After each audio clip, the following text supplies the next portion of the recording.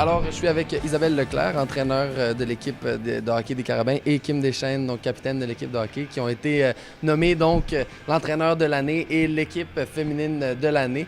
Alors, mesdames, première impression, comment on se sent d'être nommé l'équipe féminine de l'année? Bien, c'est un privilège, 2 années de suite. On est très contente et très fiers de ça.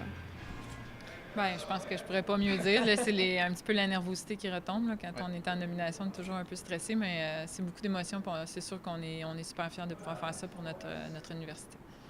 Certainement. Puis on parle beaucoup de fierté, le sentiment de l'université. Puis justement, une question pour toi, Isabelle, à savoir, d'un rôle d'entraîneur pour une université. Donc oui, il y a la notion du programme universitaire derrière. Par rapport à un entraîneur au civil, par exemple, c'est quoi les considérations additionnelles que tu dois avoir pour avoir autant de succès dans un cadre différent?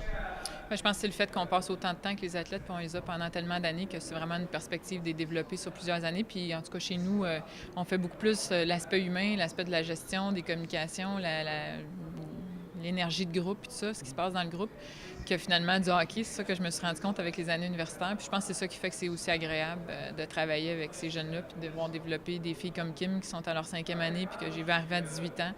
Donc, je pense que c'est ça qui est particulier au contexte universitaire, puis qui est différent du hockey civil.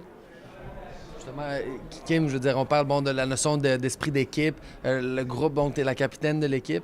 Si je ne me trompe pas, je pense que tu as été là au début du programme aussi, puis d'arriver donc à être nommée 2 années de suite, donc comme l'équipe de l'année au Québec, championne canadienne.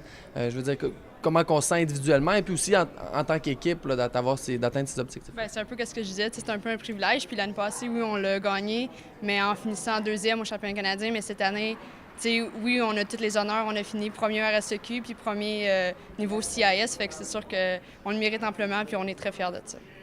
Bon, ben, mesdames, en tout cas, c'est aussi simple que ça. Fait que je pense que au nom de la Fondation, on peut vous féliciter pour les honneurs et puis souhaiter le meilleur des succès pour les années à venir pour le programme.